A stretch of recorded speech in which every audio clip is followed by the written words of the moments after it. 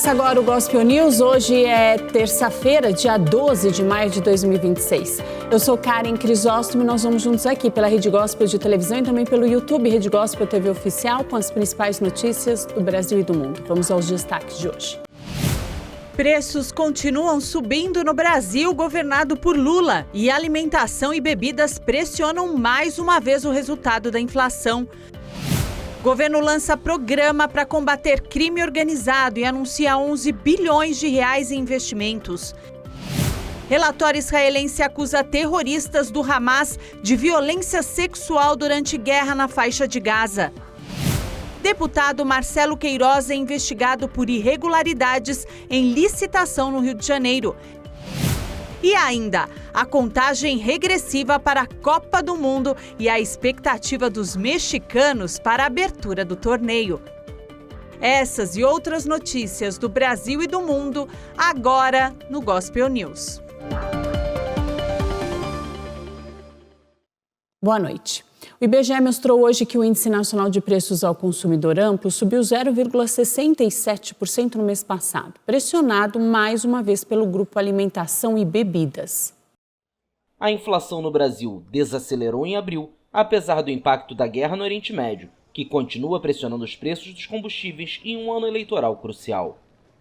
Dados divulgados nesta terça-feira pelo Instituto Brasileiro de Geografia e Estatística mostram que o Índice de Preços ao Consumidor, o IPCA, acumulou 4,39% nos últimos 12 meses no país. A variação mensal foi de 0,67%, abaixo dos 0,88% registrados em março. Os mercados globais de energia permanecem em turbulência devido ao fechamento do Estreito de Hormuz, estratégico para o comércio global de petróleo em decorrência do conflito entre Irã, Estados Unidos e Israel. O governo do presidente Luiz Inácio Lula da Silva respondeu com um pacote de subsídios e isenções fiscais para diesel, gás de cozinha e combustível de aviação. O aumento nos preços da gasolina caiu de 4,59% em março para 1,86% em abril, mas os preços do diesel dispararam 4,46%, um fator crucial para o transporte de cargas no Brasil. Os alimentos e bebidas subiram 1,34%, em parte devido ao aumento dos preços dos combustíveis, o que eleva os custos de frete, enquanto as passagens aéreas caíram acentuadamente em abril, após o pacote de medidas do governo para conter a pressão dos preços de combustíveis sobre as tarifas. O aumento do custo de vida é uma das principais preocupações dos brasileiros e tudo indica que vai ser um tema central na campanha para as eleições de outubro, nas quais Lula vai em busca de um quarto mandato. Pesquisas recentes mostram um empate técnico no segundo turno entre o petista e o senador Flávio Bolsonaro, filho do ex-presidente Jair Bolsonaro, preso por tentativa de golpe de Estado. A União Europeia publicou nesta terça-feira uma lista de países que cumprem suas regras contra o uso excessivo de antibióticos na pecuária com uma ausência notável, o Brasil. A lista, validada por países europeus, estabelece quais nações terceiras, incluindo Argentina, Colômbia e México, poderão continuar exportando carne para a Europa a partir de setembro, por cumprirem as normas sanitárias europeias. Enquanto isso, o Brasil não está incluído, porque não forneceu à União Europeia garantias quanto à não utilização de produtos antimicrobianos na pecuária. A lista poderá ser atualizada em breve, assim que as autoridades brasileiras responderem a Bruxelas. A publicação da lista reflete o desejo da União Europeia de enviar um forte sinal de vigilância após críticas do setor agrícola e da França pela assinatura de um acordo de livre comércio com os países do Mercosul. O acordo entrou em vigor em 1º de maio em caráter provisório, aguardando decisão judicial na Europa sobre sua legalidade. Segundo as normas europeias, o uso de antimicrobianos em animais para promover o crescimento ou aumentar a produção é proibido. Os animais também não podem ser tratados com antimicrobianos reservados para infecções humanas. Essas medidas fazem parte da política europeia de combate à resistência dos micróbios aos medicamentos e de evitar o uso desnecessário de antibióticos. A Petrobras registrou um lucro líquido de mais de 32 bilhões de reais no primeiro trimestre do ano. A empresa também mostrou um crescimento da produção própria, uma alta de 16% na comparação com o mesmo período do ano passado. O Conselho da estatal aprovou o pagamento de 9 bilhões de reais aos acionistas. E o senador Ciro Nogueira confirmou hoje que vai disputar a reeleição ao Senado Federal. Nas redes sociais, ele afirmou que não é a primeira vez que é vítima de ataques em ano eleitoral. Em um vídeo publicado nas redes sociais, Ciro Nogueira questiona o motivo da operação do caso Master mirar um líder da oposição. Ele afirma que essas coisas não surgem por acaso e que acontecem porque estamos em ano eleitoral. A Polícia Federal apontou que uma empresa que Ciro Nogueira é sócio teria sido usada para repassar vantagens financeiras em troca da atuação política em favor do banqueiro Daniel Vorcaro. Ele negou todas as acusações. Nunca recebi nenhum valor ilícito ou cometi qualquer irregularidade que seja, neste caso, em qualquer outro. Tudo o que eu quero é que a polícia investigue com isenção e que o judiciário julgue da mesma forma. Sobre a emenda Master, Ciro Nogueira afirmou que o fundo é completamente privado e questionou por que ninguém explicou até hoje a correção do valor. Ontem, o senador trocou de equipe de defesa. O escritório de advocacia que o defendia informou que a decisão foi tomada em comum acordo.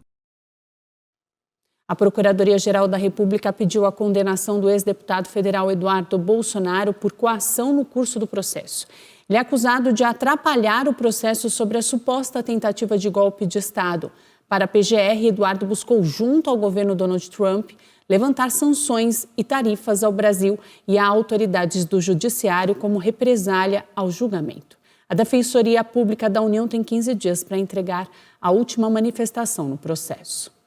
E o ministro Nunes Marques tomou posse hoje como presidente do Tribunal Superior Eleitoral. André Mendonça tomou posse na vice-presidência. Nunes Marques vai estar no comando da Corte Eleitoral nas eleições de outubro. O TSE deve realizar uma força-tarefa para um pente fino em mais de 500 mil urnas que serão utilizadas nas eleições deste ano. E o presidente Lula sancionou uma lei que institui o Dia Nacional em memória das vítimas da Covid-19. A pandemia deixou mais de 700 mil mortos no Brasil. Uma lei que institui o Dia Nacional em memória das vítimas da Covid-19 foi sancionada pelo presidente Luiz Inácio Lula da Silva. A pandemia do novo coronavírus causou mais de 700 mil mortes no Brasil, em diferentes ondas, registradas entre 2020 e 2023. A data escolhida, 12 de março, faz referência ao registro da primeira vítima da Covid no país, no estado de São Paulo. Durante a cerimônia no Palácio do Planalto, Lula criticou a gestão de Jair Bolsonaro durante a pandemia e destacou a gravidade do período. Por que as entidades médicas não abriram processo de crime contra a humanidade para o presidente ou para os ministros da saúde? E nós precisamos ter consciência que isso aqui é mais morte do que muitas guerras que aconteceram no mundo. De acordo com a Agência Brasil, a partir desta semana, o Ministério da Saúde vai realizar uma exposição itinerante em algumas capitais para relembrar a pandemia. Entre junho e julho, o Centro Cultural do Ministério da Saúde, no Rio de Janeiro, também vai receber uma mostra permanente sobre o período. O governo federal lançou hoje um programa para combater o crime organizado. O presidente Lula assinou hoje no Palácio do Planalto um decreto e 4 portarias para regulamentar a atuação do governamental. 11 bilhões de reais serão investidos. Parte deste investimento sairá dos cofres do BNDES. O governo quer asfixiar financeiramente o crime organizado, as facções criminosas e as milícias pelo país. Mas para isso foi preciso criar a Força Integrada de Combate ao Crime Organizado Nacional e ampliar o Comitê de Inteligência Financeira e Recuperação de Ativos. Em uma publicação nas redes sociais na semana passada, o presidente Lula afirmou que o plano vai destruir o potencial financeiro do crime organizado e das facções. O programa também vai implementar nos presídios estaduais o mesmo padrão de segurança das unidades federais, com bloqueadores de celular e equipamentos mais modernos de raio-x e de revista. O presidente Lula fez críticas ao atual modelo de combate ao crime organizado e disse que há infiltrações em todo o sistema. O crime organizado é outra coisa poderosa, que muitas vezes a polícia olha para a favela, mas ele está, no 15º andar de um apartamento, olhando do apartamento de cobertura a ação da polícia. Muitas vezes ele está no meio empresarial, muitas vezes ele está no Poder Judiciário, muitas vezes ele está no Congresso Nacional, muitas vezes ele está no futebol. Ou seja, ele está espalhado por todas as categorias existentes e hoje a nível internacional. Lula disse ainda que o governo vai criar o Ministério da Segurança após a aprovação da PEC da Segurança no Senado Federal. Hoje, a pasta divide espaço com o Ministério da Justiça. Um relatório israelense publicado hoje acusa os terroristas do Hamas e outros grupos palestinos de violência sexual sistemática durante o ataque de 7 de outubro de 2023. O documento também afirma que a tortura e a violência aconteceram em múltiplos locais e em diferentes fases do ataque, incluindo durante o sequestro. 251 pessoas foram levadas pelos terroristas, mas somente 166 foram liberadas com vida. E o presidente americano Donald Trump está a caminho da China. Amanhã ele se reúne com Xi Jinping para tratar de diversos temas. Um deles é a venda de armas norte-americanas à ilha de Taiwan. Donald Trump afirmou nesta segunda-feira que vai conversar com o presidente chinês Xi Jinping sobre Taiwan. De acordo com o republicano, ele vai comentar sobre a venda de armas americanas para Taipei, uma questão à qual a China se opõe. Os Estados Unidos reconhecem apenas Pequim, mas sua legislação interna exige que o país forneça armas a Taiwan para que a ilha possa se defender. Em virtude das chamadas 6 garantias de 1982, um pilar central da política americana sobre Taiwan após a mudança de reconhecimento, Washington declarou que não consultaria Pequim sobre as vendas de armas à ilha. Trump pareceu minimizar a ideia de que a China tentaria tomar Taiwan, aproveitando a redução das munições americanas depois que os Estados Unidos se uniram a Israel no ataque contra o Irã. Após mencionar a invasão russa da Ucrânia, o magnata disse sobre Taiwan: "Não acho que algo semelhante vá acontecer." Trump, porém, também observou que os Estados Unidos estão muito longe de Taiwan, enquanto Xi está a pouco mais de 100 quilômetros. A China considera Taiwan uma província rebelde e não esconde o desejo de reunificação com o território. Um porta-voz do parlamento iraniano disse hoje que o país pode voltar a enriquecer urânio a 90% de pureza caso os Estados Unidos retomem os ataques. O posicionamento aconteceu após Donald Trump rejeitar a proposta iraniana para acabar com a guerra e chamar o texto de lixo. O republicano também chegou a afirmar que a trégua está por um fio. Como mostramos ontem aqui no Gospel News, a guerra entre Irã e Estados Unidos também será pauta entre Donald Trump e Xi Jinping ao longo dessa semana, já que os chineses são parceiros de longa data dos iranianos. O ativista brasileiro Thiago Ávila falou pela primeira vez após ser preso e deportado pelas forças israelenses.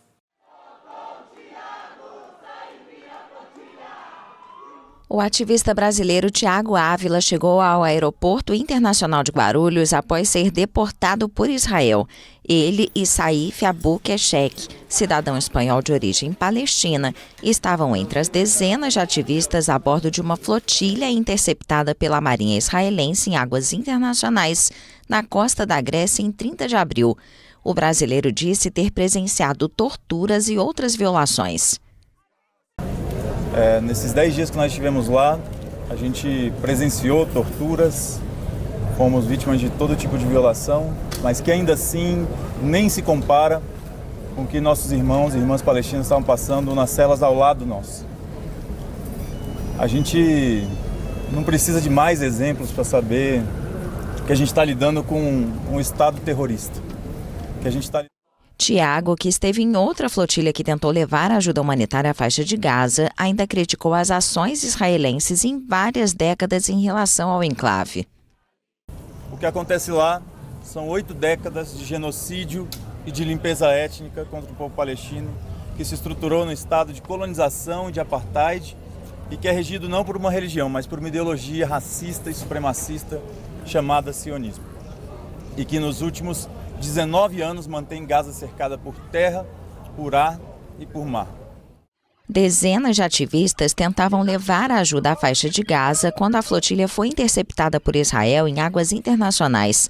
Ávila e Keshek foram detidos pelas forças israelenses e levados para Israel para serem interrogados, enquanto o restante foi levado para a ilha grega de Creta e libertado. O Ministério das Relações Exteriores de Israel declarou no X que a investigação foi concluída e não mencionou as acusações de pertencimento a uma organização organização terrorista, que levaram os 2 homens a passar mais de uma semana na prisão. A flotilha, que inicialmente era formada por cerca de 50 embarcações, havia partido da França, Espanha e Itália com o objetivo de romper o bloqueio israelense de Gaza e entregar ajuda humanitária ao território palestino devastado pela guerra. E as autoridades da Espanha anunciaram mais uma infecção por hantavírus. O paciente era um dos passageiros do cruzeiro Ondius e está isolado em um hospital militar de Madrid. O diretor da Organização Mundial da Saúde afirmou nesta terça-feira que o trabalho não está concluído com a repatriação dos passageiros do navio de cruzeiro afetado por um surto de hantavírus. Também pediu que os países continuem seguindo suas diretrizes, pois mais casos podem surgir. Não há indícios de que estejamos testemunhando o início de um surto maior, mas é claro, a situação pode mudar. E dado o longo período de incubação do vírus, podemos ver mais casos nas próximas semanas. A operação de repatriação de mais de 120 passageiros e tripulantes de cerca de 20 países que partiram de Tenerife foi concluída na segunda-feira. Em seguida, o navio Ondius zarpou com uma tripulação reduzida rumo à Holanda, seu porto de origem. Entre os evacuados, 3 pessoas testaram positivo para hantavírus, uma doença rara e contagiosa, para a qual não existe vacina. São elas, uma francesa, um americano e um espanhol. No total, dos aproximadamente 150 passageiros e tripulantes a bordo do navio de cruzeiro, há 7 casos confirmados e um provável, além de 3 óbitos. O tipo de vírus detectado a bordo do navio, a cepa Andes, é uma variante que pode ser transmitida de pessoa para pessoa. O hantavírus geralmente é transmitido por roedores infectados, na maioria das vezes por meio de urina, fezes e saliva. No próximo bloco, policiais são presos por cobrar dinheiro para não forjar flagrante em São Paulo. E deputado do PSDB é investigado por irregularidades em licitação.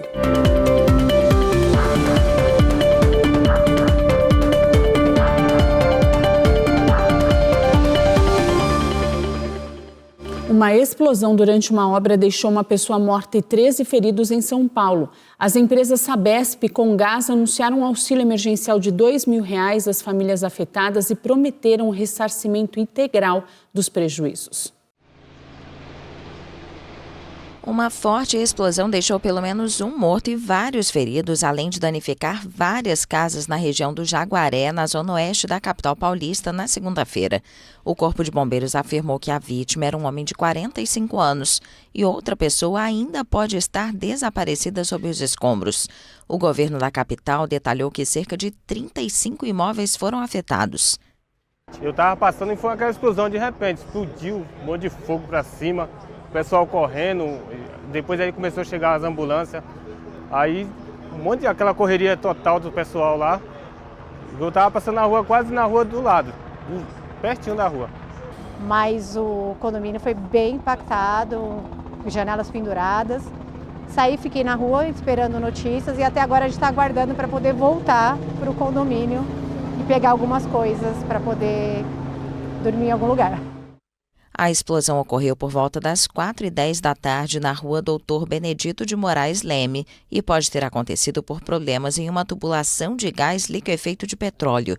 A Companhia de Saneamento Básico do Estado de São Paulo, a Sabesp, informou que o acidente ocorreu durante uma obra de remanejamento de tubulação de água, quando uma rede de gás foi atingida. 4 policiais civis foram presos acusados de cobrar R$1 milhão de um homem para não forjar um flagrante de tráfico de drogas.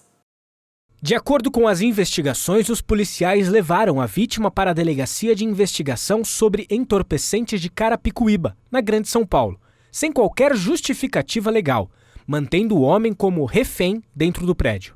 Ele só foi liberado depois que um familiar dele entregou mais de R$300 mil em espécie aos agentes, em uma padaria na cidade de Barueri. Os policiais presos temporariamente são Roberto Castellano, conhecido como Bateria, Tiago Henrique de Souza Carvalho, o Japa, Diogo Prieto Júnior e João Rupert Rodrigues. Segundo a polícia, a vítima da extorsão é acusada de ter participado do sequestro da mãe do ex-jogador Robinho em 2004. Marina da Silva Souza foi levada em 6 de novembro enquanto participava de um churrasco na periferia de Praia Grande. Ela ficou mais de um mês em poder dos criminosos e foi libertada após o pagamento de resgate. Na casa dos policiais e nas delegacias onde atuavam, foram apreendidos aparelhos eletrônicos e objetos que vão passar por perícia. Em nota, a Corregedoria reafirmou o compromisso com a legalidade, a ética, a transparência institucional e o combate rigoroso a quaisquer desvios de conduta funcional. O deputado federal Marcelo Queiroz, do PSDB, foi alvo da Polícia Federal nesta terça-feira. Ele é investigado por suspeitas de fraudes em contratos de 200 milhões de reais no governo do Rio de Janeiro. Os agentes saíram para cumprir 12 mandados de busca e apreensão expedidos pelo ministro do STF, Flávio Dino. Segundo informações, Marcelo Queiroz foi abordado pela PF no aeroporto Santos Dumont, quando se preparava para embarcar para Brasília. O celular dele foi apreendido. A PF apura irregularidades em contratos de 200 milhões de reais firmados pela Secretaria Estadual de Agricultura, Pecuária e Abastecimento para castração e esterilização de animais. De acordo com informações, o Consulvet, empresa privada que venceu a licitação, foi criada apenas 3 meses antes dos acordos. A Polícia Civil tinha apontado Antônio Emílio Santos como figura central da Consulvet. Antes da licitação, ele era diretor administrativo e financeiro da Secretaria de Agricultura. Antônio autorizou a abertura da licitação e depois passou a ser sócio da Consulvet. Em 8 meses, ele recebeu quase R$890 mil da empresa. Em nota, a defesa de Queiroz afirmou que as alegações são infundadas e que o parlamentar está à disposição para prestar todos os esclarecimentos. Uma idosa de 71 anos, identificada como Malva Temporim, está internada em estado grave após ser atropelada por um motociclista que empinava a moto em Magé, no Rio de Janeiro. O homem, que não tinha carteira de habilitação, foi preso em flagrante por tentativa de homicídio e identificado como Yuri dos Santos, de 21 anos. Exames de imagem identificaram um acúmulo de sangue entre o crânio e o cérebro da vítima. E a seguir, os preparativos para o Festival de Cannes e a contagem regressiva para a Copa do Mundo.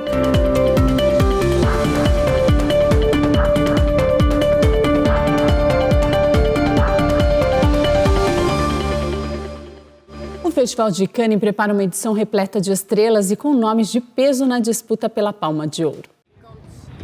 O Festival de Cannes, a mostra de cinema mais importante do mundo, que começa na próxima terça-feira, vai ter uma boa dose de glamour em seu famoso tapete vermelho. Javier Bardem, Cate Blanchett, Adam Driver e Scarlett Johansson são alguns nomes de uma edição repleta de estrelas e com nomes de peso na disputa pela Palma de Ouro. Este ano, 22 filmes concorrem ao principal prêmio, entre cineastas habituais da Croisette, como o espanhol Pedro Almodóvar e o romeno Cristian Mungiu. Uma dezena de diretores estreia na seleta lista de candidatos. O júri, presidido pelo cineasta sul-coreano Park Chan-wook, anunciará em 23 de maio seus prêmios e o sucessor de Foi Apenas um Acidente, do iraniano Jafar Panahi. Entre os grandes nomes que também passarão pela Croisette este ano estão o neozelandês Peter Jackson, autor da trilogia de O Senhor dos Anéis, e a lendária artista americana Barbra Streisand, de 84 anos. Ambos receberão uma Palma de Ouro honorária. O futebol será um dos principais temas, fora de competição, desta edição. Na sessão Cannes Premiere, será apresentado El Partido dos argentinos Juan Cabral e Santiago Franco sobre o histórico confronto das quartas de final da Copa do Mundo de 1986 entre Argentina e Inglaterra, com 2 gols míticos de Diego Maradona. O lendário atacante francês Eric Cantona também terá uma dupla presença no festival. Ele será o protagonista do documentário britânico Cantona, dirigido por David Tryhorn e Ben Nicholas, e também integra o elenco de Le Matin Marveleux, longa de estreia da francesa Avril Besson, no qual mostra suas habilidades como ator. E a Big Tech Meta anunciou uma parceria com o Festival de Cannes para que os criadores de conteúdo compartilhem os segredos do evento.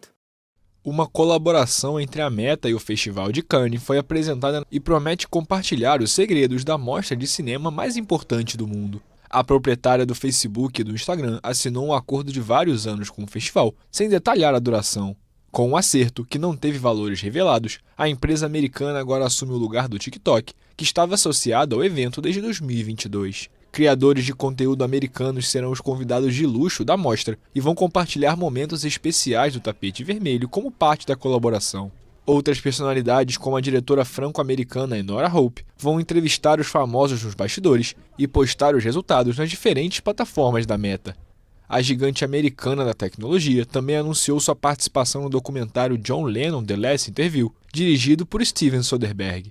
De acordo com o comunicado do grupo, o filme, que recupera o áudio de uma das últimas entrevistas da lenda dos Beatles, usou as ferramentas de IA da Meta para criar imagens que acompanham as ideias e reflexões mais abstratas de Lennon e da esposa dele, Yoko Ono.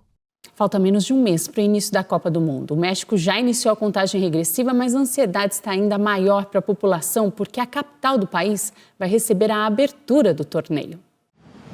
Falta um mês para a Copa do Mundo e os moradores da cidade do México já começaram a se preparar. A bola vai rolar no dia 11 de junho no histórico Estádio Azteca, na capital mexicana, para a abertura do torneio que será o maior da história. A Copa terá 48 seleções pela primeira vez e terá um recorde de 104 partidas disputadas em 3 países, com Estados Unidos e Canadá também recebendo jogos. Estou animado. Como cidade-sede, precisamos deixar uma boa impressão e cuidar das ruas. Mais do que tudo, estou animado. O México vai sediar 13 partidas em 3 estádios, incluindo o Azteca, que foi palco das conquistas dos títulos mundiais do Brasil de Pelé em 1970 e da Argentina de Diego Maradona em 1986.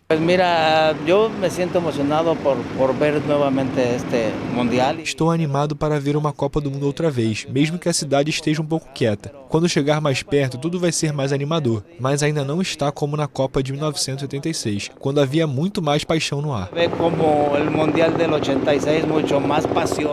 O lendário estádio vai se tornar o primeiro a sediar 3 jogos de abertura de uma Copa do Mundo, com o confronto entre a seleção mexicana e a África do Sul. Com quase 7 milhões de ingressos colocados à venda, a FIFA espera quebrar o recorde histórico de 3,5 milhões de entradas vendidas para uma Copa, que ocorreu em 1994.